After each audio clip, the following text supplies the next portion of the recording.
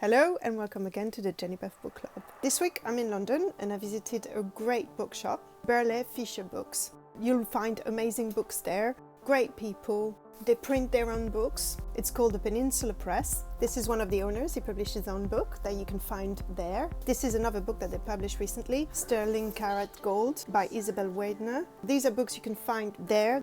They also press vinyls now. They have fanzines. So anyway, if you're in London, go and see them. All the books I selected today are from the bookstore. First book I want to show to you today is the biography of Charles Mingus, Beneath the Underdog.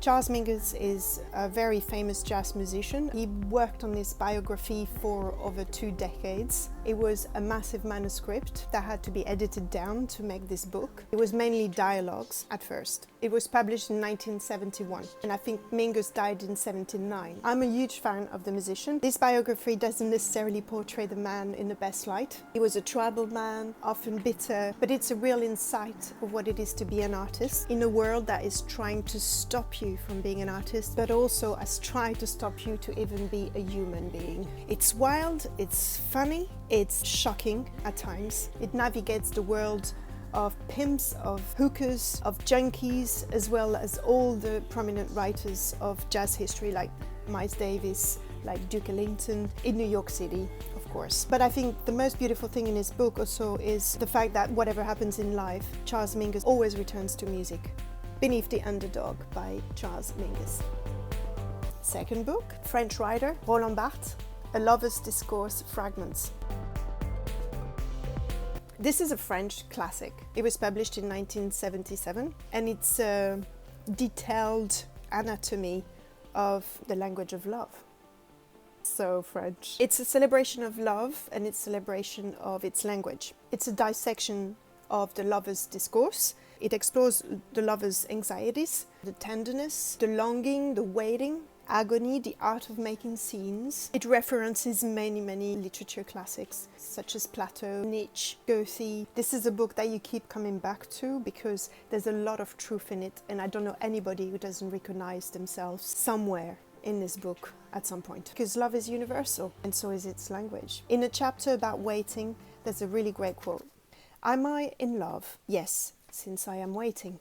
The other never waits. Sometimes I want to play the part of the one who doesn't wait. I try to busy myself elsewhere, to arrive late, but I always lose at this game. Whatever I do, I find myself there with nothing to do, punctual, even ahead of time. The lover's fatal identity is precisely, I am the one who waits. If you love words, or if you love love, or both, this book is for you.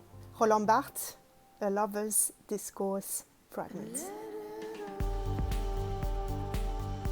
My last book is a British classic.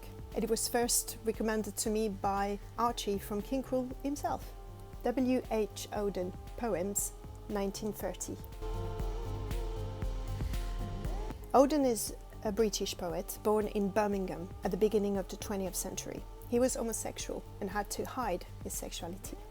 Obviously. This is his debut collection that was published by T.S. Eliot with Faber Books. So this is his early poems. He wrote a lot of poems but also essays, plays. His work was both controversial and celebrated, which I think is a sign of good art. The story of his life is quite interesting. He married the daughter of Thomas Mann, who was a lesbian, Erica Mann. It was an arrangement. It was to provide her with a British passport so she could escape Nazi Germany. They never divorced. They remained friends, although they never lived together. In 1939, he escaped to America with his lover to return only after the war. This was heavily criticized at the time and had an impact on how people saw his writing and his poetry. He eventually died in Vienna. W.H.Auden, Poems, 1930.